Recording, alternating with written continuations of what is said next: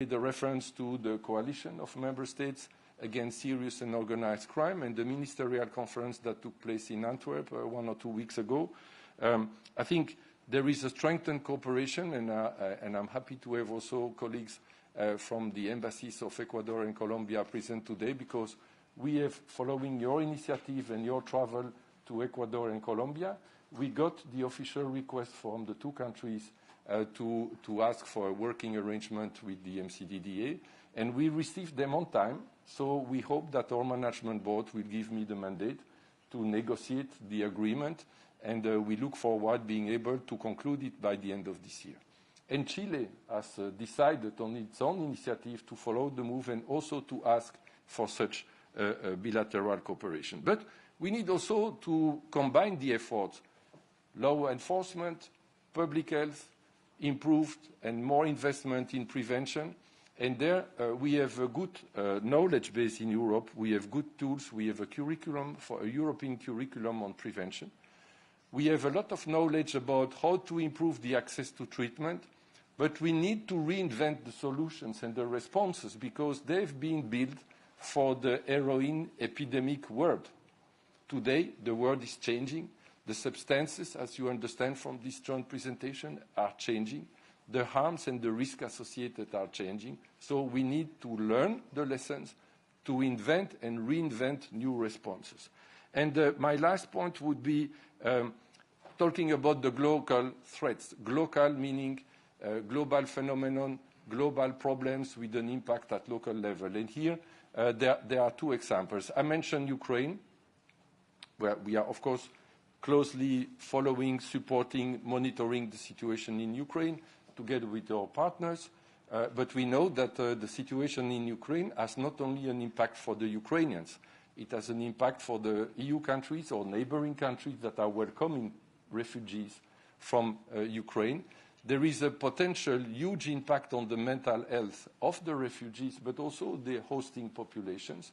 And this may lead to some use or abuse of substances just to cope with an unbearable situation. So the challenge more broadly of mental health and the possible consequences in terms of addictive behavior, being acute or becoming chronic, is something to be taken into consideration.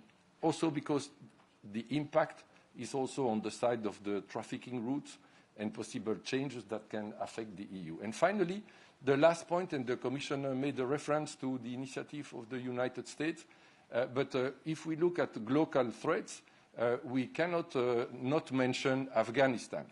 There was a declaration from the Taliban regime that they would put a ban on the production of opium. Recent satellite imaging was published last week, suggesting that indeed in the province of Helmand, at least, there is a very strong eradication of images that the crops have been eradicated in that region. What we don't know is it going to be maintained or is it just occasional?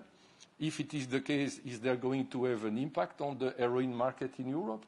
Is there a risk for people using heroin to move to the use of synthetic opioids? We need to be ready. Preparedness is the key, one of the key words of the new mandate of the agency. And I need to mention also that Afghanistan, the recent years, has developed and built a strong capacity to produce methamphetamine.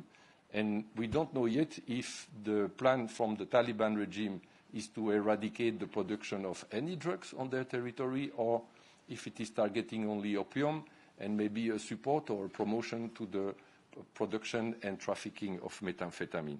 So with the new mandate that you proposed for the agency, and again, it's a pleasure, not only a duty, to support the Commission and our Commissioner and the Member States. I think in 4 words, what is going to change with the new agency is that our new strategic objective is the EU preparedness as far as drugs are concerned, which means 4 words for which we already do things, but we will be able to do more, better, and provide more support to the Member States. Capacity of better anticipate what could happen in the future. The second is supporting a better alert system. The third one is supporting the responses, the assessment of needed responses, of available needs, and of maybe necessary complementary responses or tools. And the fourth, which is assess and learn, because in the very digital and very already transformed world in which we are living, to assess the responses and the interventions and the policies and strategies, and providing decision makers with the scientific evidence for adjusting the strategies to the new needs and taking into account the results, will be more than ever our common endeavor. And we are very proud to stand and to be there at your service with the new mandate and the new agency. Thank you very much. Thank you. We're moving now towards the question on the drug report. I'm checking the platform. Yes. Please introduce yourself and the media you work in. In the Bulgarian from El Universal newspaper, Mexico.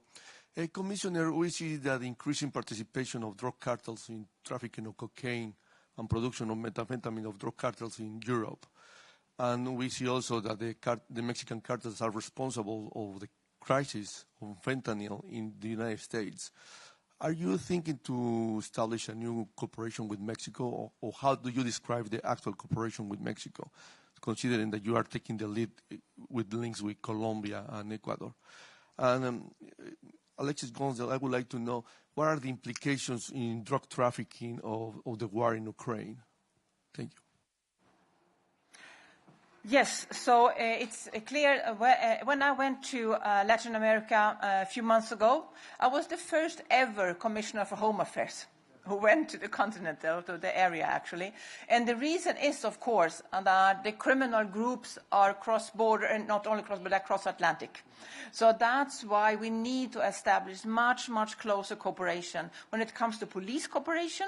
So they possibly will now negotiating a lot of new mandates for Europol with a lot of Latin American countries. We are also involving, I was also in Ameripol, which is also an important partner. There will be, during the Spanish presidency, will invite the ministers of interior of the Latin American countries for a discussion on this topic during their presidency. So we are involving in different ways. We are also looking into exchange information port to port. So this is really an area where we need to do much more to be able to fight together. So it's clear that I think no country can fight these organized criminal groups alone. So that's why we really need a much stronger international cooperation, not at least crossing the Atlantic. Thank you. Thank you for your question. First of all, I can also add that Mexico is involved in the cooperation with the EU through the Copolat regional or bi-regional program, and this cooperation is ongoing for more than 10 years now. So there are contacts, there are projects, there are joint activities and support. There was a meeting 1 month ago in Lisbon to support the strengthening and development of national drug observatories. So there is a concrete cooperation. We could have one day also a bilateral cooperation or more bilateral. Regarding the impact of the war in Ukraine on drug trafficking or the trafficking route, well, essentially, I would say two key impacts. First, since the invasion of Crimea and the troubles that were in Donbass and the other region, some analysts have described that even if there was a state of low-level war, still those borders were it was quite permeate. So trafficking arrangement between different armed groups was still possible for a criminal organized group.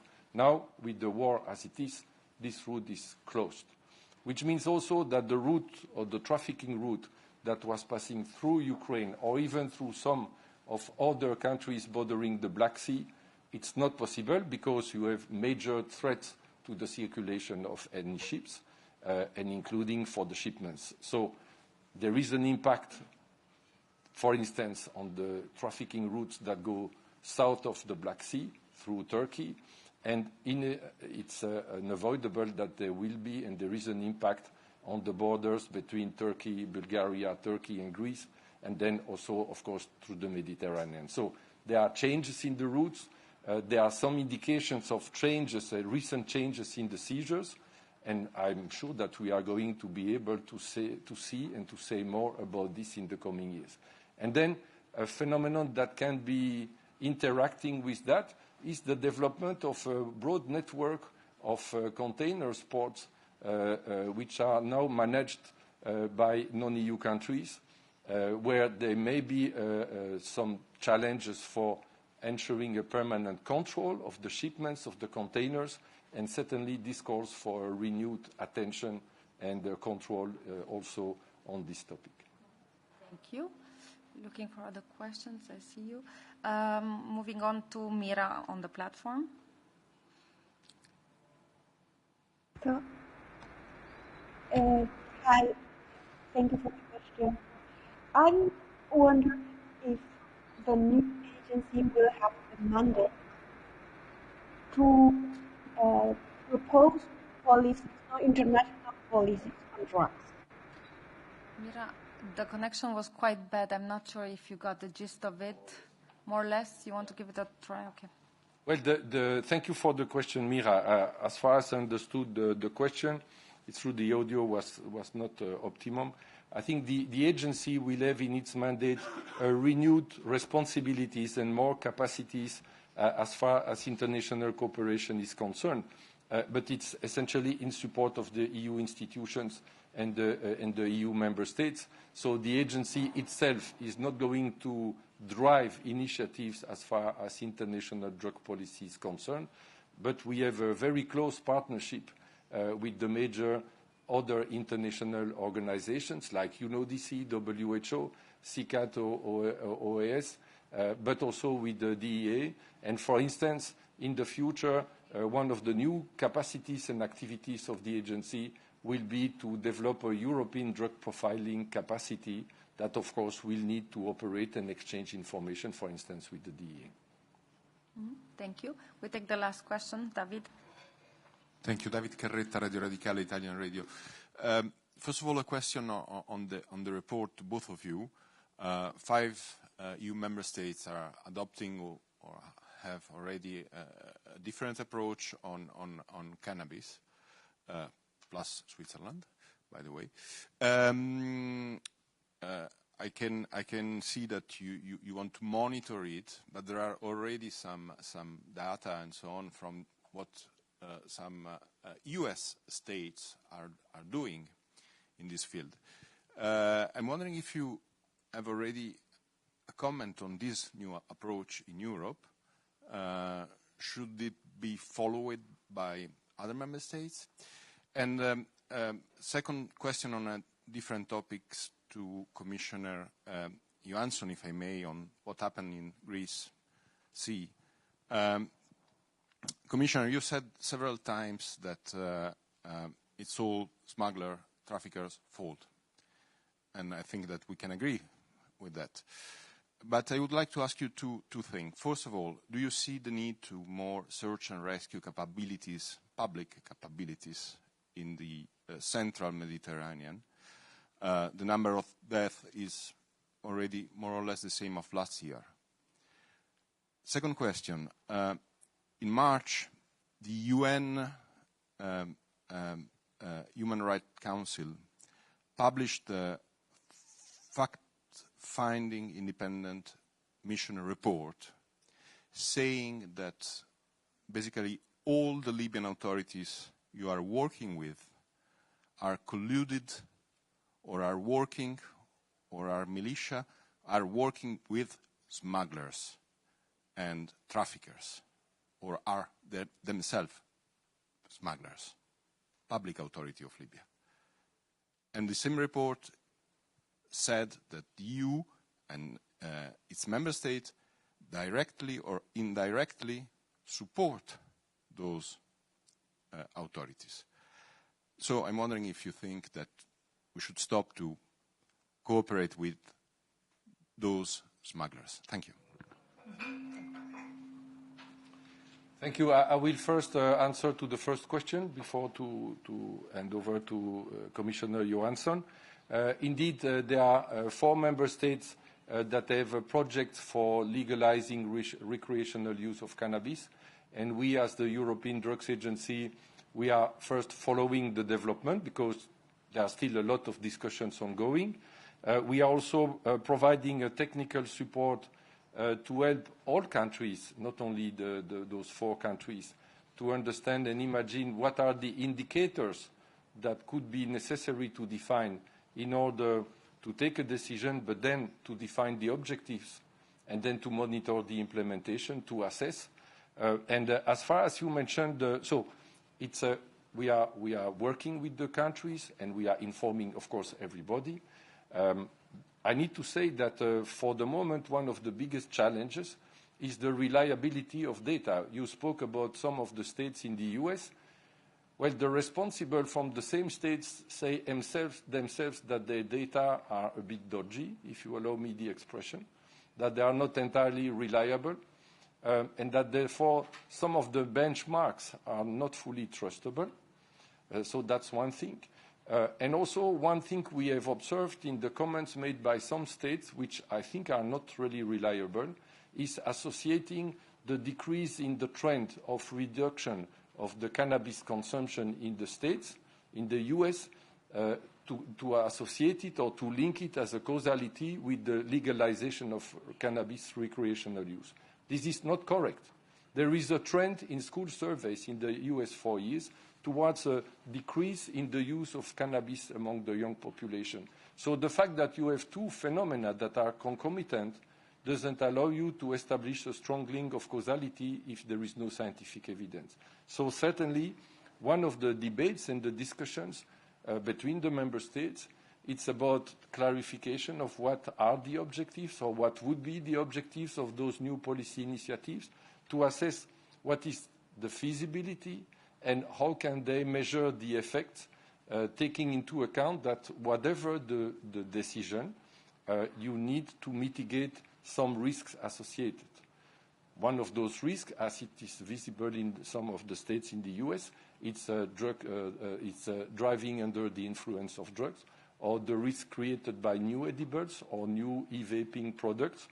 And I think what we look forward with a lot of interest also is the results of the evaluation in Canada.